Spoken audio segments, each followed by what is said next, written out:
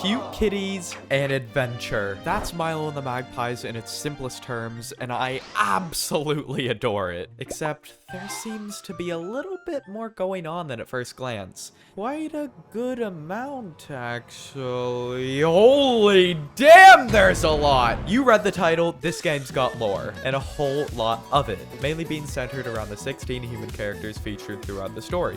And you guessed it, we're gonna decode and solve all of them. But before we do that, we've got to summarize the story, and I'll try and do it pretty quick, but if you want to skip into the meat of the video, then just go to the timestamp on screen right now. The game starts off with our cute little Milo just minding his own business, strolling across the rooftops, but then some stupid ass magpies just have to come and ruin it, chasing him down into some rando's yard. All he wanted to do was just make it back to his owner's home, but now he's stuck in an adventure through the yards of 8 boisterous households, starting the yard of one kind woman. As the first in the game, her yard's pretty simple to get through. All we had to do was plug up her fountain, and the level pretty much plays itself. Bam! He got away. But, oh well, we still end up in the next yard. Comparatively, it's far more complicated than the first, with the main puzzles only beginning after we've locked ourselves in some random-ass shed. Our lack of opposable thumbs is gonna make it tough to escape, but luckily the artist gives us a hand, leaving behind loads of clues to the code for his bike lock, which must be unlocked to progress. Just a couple numbers here and there, and a painting showing the order of them, and we've got it.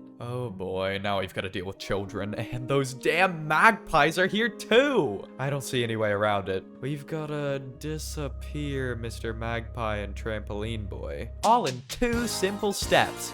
First, we punt the kid's ball straight into the river, and then we sick Helicopter Boy on the magpie. He'll deal with him.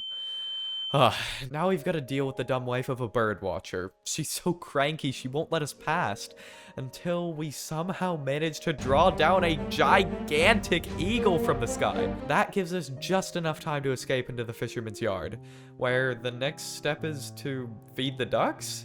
Then survive the onslaught of an angry pike! But we do get a free bath out of it, so who really won?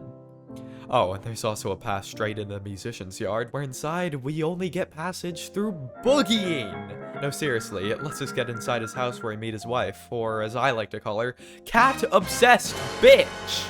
Escaping to the next yard is simple from here. Make her destroy her house! Easy peasy. Now we're in the Stikkelmeijers domain, but their dog Yop will give us a hand in escaping. A couple of barks later and we've already unlocked the safe, gaining the option to destroy their house, which lets us make our way to the final challenge, the magpie's nest. Yeah, they turned out to be chill as fuck and fly us the rest of the journey. Alright, that's the game. Now let's get into the analysis. Okay, so there's gonna be some dates thrown around, so to give some context into when the game is taking place, in Chapter 9 we get a look into a girl's diary. And because events with timestamps were mentioned, combined with the daily entries, it can be assumed that it's currently June 26th in the world of Milo and the Magpies. The kind lady. She's a defined woman who doesn't like her neighbor's maple tree. I mean, it's constantly dropping leaves in her yard, so I don't really blame her. Too bad the guy will never trim it though, no matter how badly she wants him to. He's a shut-in artist after all. Goes by the name of Janko. We know this from the woman drafting an email to him, speaking to her concerns and even offering her help with the whole ordeal. Of course, he probably won't even look at the email, let alone take her up on that. He's far too busy painting. Anyways, what really matters is right above her message. The email is addressed to Janko at remember to put the actual rommelcott.nl. While Janko's not in stone, at least currently, the name's still an easy assumption to make. Now back to the woman. She's a bona fide clean freak. While I don't need to really prove this beyond saying she has a yard Roomba, I'll say her yard is extremely well tended to, with perfectly cut grass and a very quaint look to the old place. Oh, and of course this whole maple tree storyline. If this wasn't enough of a good impression already, none of this stops her from being an extremely nice person, shown by her helping our cute little Milo into the next yard, even after he rained terror in her safe space. I mean, forgiving this whole fiasco with some bird shit on top, I think she's very kind-hearted. And The artist, allegedly Janko, is relatively mysterious, with what little intel into who he really is rare and spread about the other houses. From the best example of this, a newspaper found in chapter 8, we learn that he's a traveling artist, here in an exhibition, and we get confirmation that yes, his name is in fact Janko. Solid evidence isn't the only thing we have though. Through more abstract means, we can get a good gauge on his characterization. From just his yard, we can gather that he's a shut-in. Very unlike Our Lady from chapter 1, his very untended yard has somehow got to the point where there's random animals wandering through his uncut grass. Literally an echidna. How does that even happen? To be blunt, it's just simply in disarray. However, this could be because he doesn't actually live there, his stay most likely only lasting for the duration of his exhibition. Even so, if he wasn't a shut-in, he'd at least take care of the place. Despite all this, he does seem to have friends, hinted at by the garden table yet uncleared of the remnants of a good game of poker, cards still splayed about, and a bottle of wine shared by 2 glasses. I wonder, who'd have had the pleasure of drinking with our shutaway artist?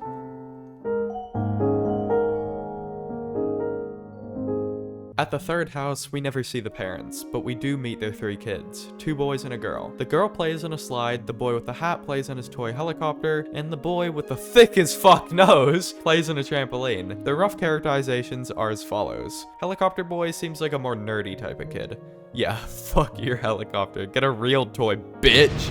Fucking Pokemon cards! And from the other boy, I get the impression of a more stereotypical child, mud-grubbing and stupid. For example, when his ball rolls into the canal, he immediately jumps after it, with no care in the world about getting dirty or wet. Textbook kid after all. Now, this dichotomy between the 2 boys, it's definitely present, but there isn't really anything it would actually represent, besides bringing a bit of realism, of course. Moving on, while their sister doesn't get the same development as her brothers, I did notice that she seems the type to enjoy people watching.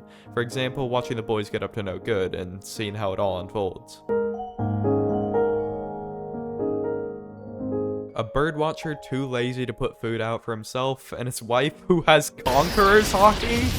She's just standing there, menacingly. Alright, jokes aside, this couple is guaranteed the most eccentric out of our current cast. Not eccentric in the same manner as the artist, but more just plain weird. I mean, the wife, I thought this was so funny. So basically for the entirety of chapter 3 and the beginning of chapter 4, you can see her doing yard work, but the moment she sees Milo, bam, never goes back to it. She just stands there giving the stink eye at the tree hiding him. Check this air humping though. Still, at least her yard looks presentable. I'm looking at you, Janko. Now, the husband. Unless you put food out, he will literally just look at the empty stand forever. Yeah, I know it's just a game, but at least there should be something he's looking at. A family headed by a fisherman. There isn't much to go off, but based on the mother and daughter helping our boy Milo, drying him off after he almost got eaten, they seem like kind-hearted people, reinforced by the daughter spending her time feeding the ducks, even if the food is poisonous to them. However, the father doesn't seem to have been part of her influence. When Milo was actively being hunted by the pike, he didn't even bat an eye. Either he didn't see him, which is unlikely, I mean, look at the guy. Or he just doesn't even care in the slightest about an innocent little kitty getting eaten. Yeah, fuck this guy. Oh, Milo, how could anyone let you get eaten? It's boogie boogie time! Boogie boogie boogie. Famous piano player Jan Cortelant is in the house!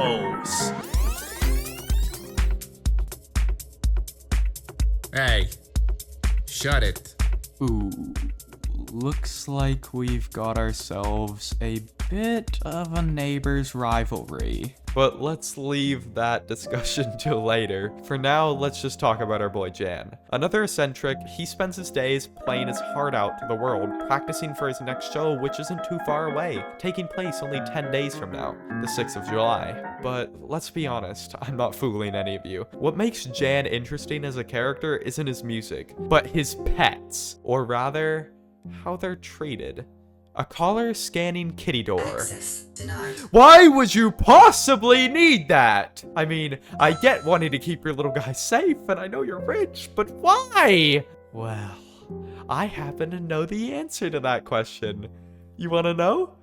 Well, alright, it's because of his wife! What? You thought I was gonna dissect his entire character? His emotional state? Maybe tell you he's a little insecure? No, of course not! My boy Jan, he's cool as fuck. No way, let his cats get in the way of his grind. His art! So let's take a look-see at the real problem, why don't we? Here she is, sleeping on the couch all comfy and sound. As if, bitch! I know you know what's up! Bam! Cat obsession! Look at all these pictures of kitties in actually quite dapper suits. Respectable even. I'm getting off track. Damn her with her cat books detailing each and every stupid breed, and oh my god! Cat art progressions? Love notes? Cat love notes? I literally can't even find a single reference to the actual people living here, let alone a photo of them. Meanwhile, one of their cats got his ass a whole fucking portrait twice in the same room. Holy fucking shit, what is this place? Anyways, that's not even her biggest red flag. She'll let the bastard wreck her entire house, which is crazy on its own, but then you realize she's the one behind it, pointing that damn laser everywhere. What did you think was gonna happen? Does she really place the playtime of her cat above her fucking house? Holy shit, there's cat obsessions and then there's cat obsessions. Jen, you've gotta leave her. You're better than this. Oh, never mind. Every second spent here is a risk for our Milo. Let's make like a banana and split. Fuck off.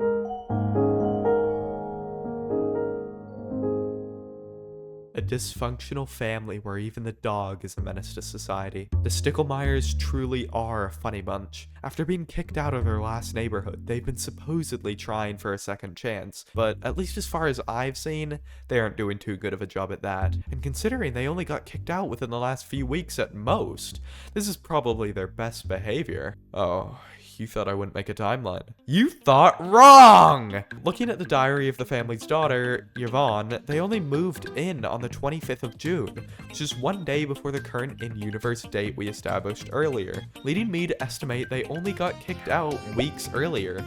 Alright, with that out of the way, let's dissect them all one by one, starting with Marjolaine. Excluding Yvonne, she's easily the least problematic member of the family, really only having the vice of laziness, which even that we can't really confirm, since this is the one time we actually get to see her. But let's pretend, it's more fun that way. Oh, spooky lazy woman. Okay, I'll shut up. On to Peter, his vice is being an alcoholic asshole. He doesn't seem to give a shit about anyone but himself. Coming back to that neighbor's rivalry, it's mostly one-sided, with Peter constantly throwing trash into Jan's property, especially hard to reach places like his roof, as well as trying to drown out his practicing with music of his own. And that's only the stuff we get to see. He also treats his own property like shit. Just one look at the place will tell you that much though. However, due to some evidence from his daughter's, Yvonne's, diary, I believe that he might actually have a mental health issue that causes him to act this way, as she specifically mentions his behavior as him trying to stay kind. While it could just be a daughter making baseless excuses for her father, there's a scene partway through chapter 8 which tells a completely different story. It's warm.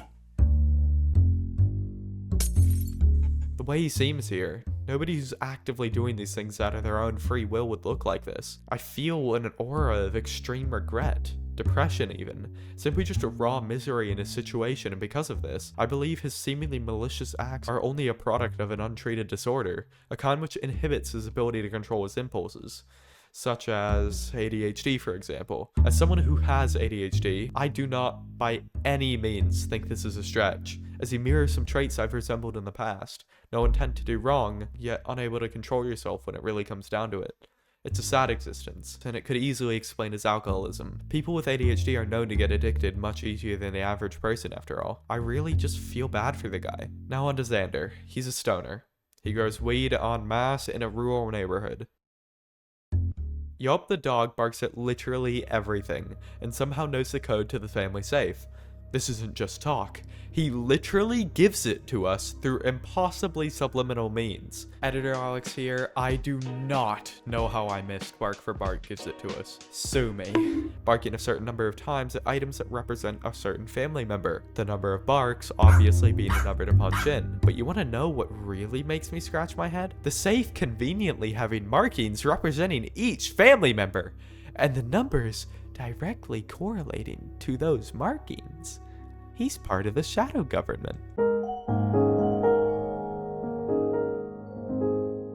Yvonne, a poor girl thrown headfirst into a situation completely out of her control, yet she still makes the most of it, sticking out from the rest of her family like a sore thumb. Despite her gothic fashion, or wait, kind of reminds me of someone. She gives off the impression of someone extremely compassionate, with her being able to not only recognize but stay kind about her father's struggles, even if she does poke fun a little bit. Even on top of this, she shows off insane optimism for her situation, despite how stressful it all must have been, literally being ousted from her entire neighborhood and all. From her diary entry on the 26th, we learn that really the only thing that's bothering her is boredom. I wish something unexpected would happen. Well, Yvonne, you're about to get your wish. Come on, Milo!